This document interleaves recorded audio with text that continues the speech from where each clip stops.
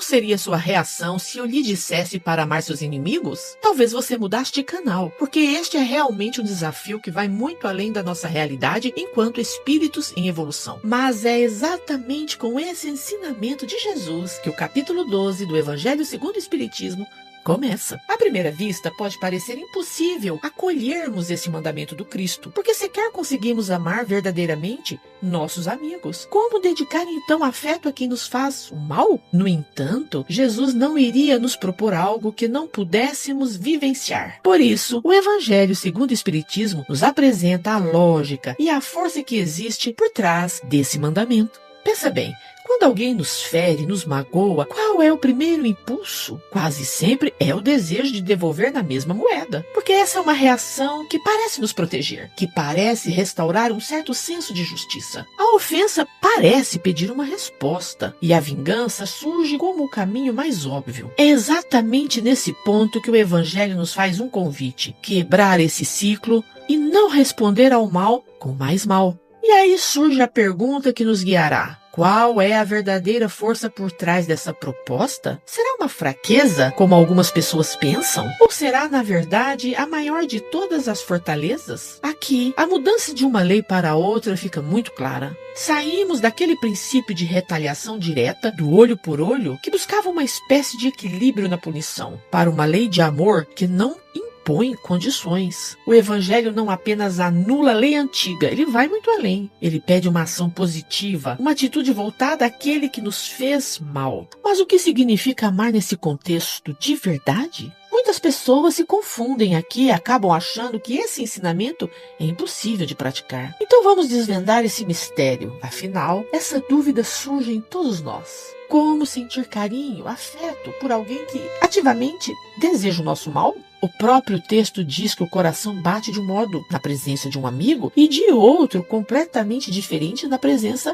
de um inimigo. Será essa uma exigência contra a nossa própria natureza? Aqui está o ponto-chave, a virada para compreendermos tudo. O Evangelho não está pedindo uma afeição que não é natural. Não se trata de sentir a mesma ternura, a mesma confiança. Então começamos a perceber que amar o inimigo é, na verdade, uma série de atitudes conscientes. É uma decisão. É escolher não alimentar o ódio, é perdoar de verdade, é desejar o bem para a pessoa, mesmo de longe, é não fechar as portas para uma reconciliação. E o mais importante, retribuir todo o mal com o bem. É uma disciplina da alma, não uma emoção que não controlamos. E essa compreensão resume a ideia de modo perfeito. Praticar esse tipo de amor não é um favor que fazemos ao outro, é uma vitória que conquistamos sobre nós mesmos. É o nosso triunfo sobre o nosso egoísmo, sobre o nosso orgulho. Forças que nos prendem nesse ciclo de ressentimento. Por isso, Jesus nos propôs o amor aos inimigos, porque o ódio, a vingança, o rancor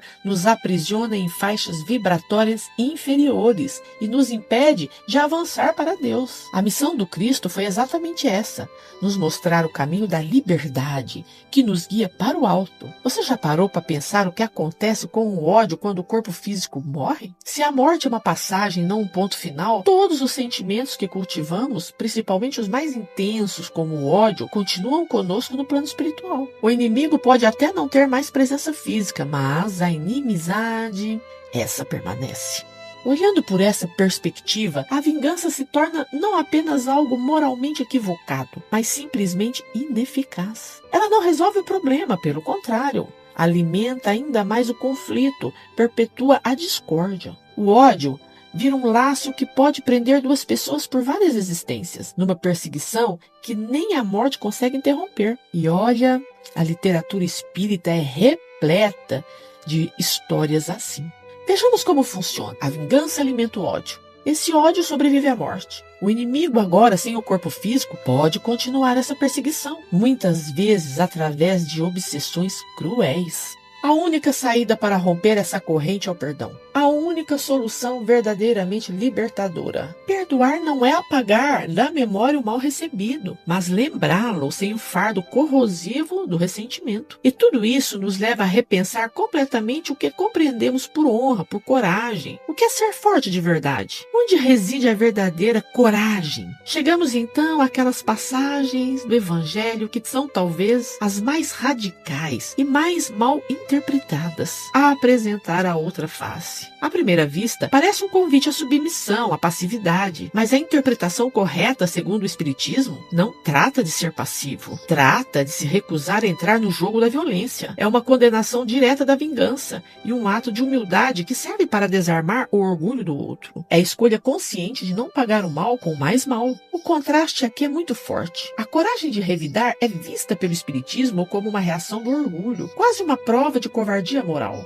Por outro lado, a coragem de perdoar, de suportar ofensas sem retaliar, isso sim é um ato de domínio sobre si mesmo, uma prova de grandeza de alma que conduz à paz. Porque vejamos, revidar é muito fácil, basta um movimento nosso agressivo, instintivo, mas perdoar, isso exige muito movimento da alma, muita energia, isso exige muita reflexão. É um sacrifício grande para fazermos nós que somos ainda espíritos muito imperfeitos. E quanto maior o sacrifício, quanto maior a energia empregada em favor do bem, maior é o nosso avanço na escala do progresso. Assim, reunindo todas essas compreensões, chegamos à conclusão dessa análise, que nos mostra um caminho claro para a paz interior, para a libertação. A citação de Fenelon no capítulo 12 do Evangelho segundo o Espiritismo resume a essência espiritual dessa escolha. Toda vez que escolhemos o perdão no lugar da vingança, o amor no lugar do ódio, estamos dando um passo rumo à nossa própria elevação espiritual. O ódio, por outro lado, apenas nos afasta dessa conexão. No fim das contas,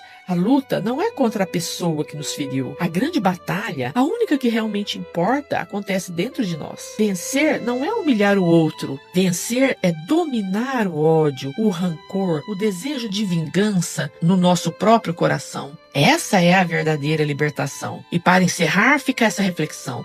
Num mundo repleto de conflitos, de batalhas externas, a única guerra que realmente importa, a única que traz paz duradoura, é aquela que travamos contra as nossas próprias imperfeições morais.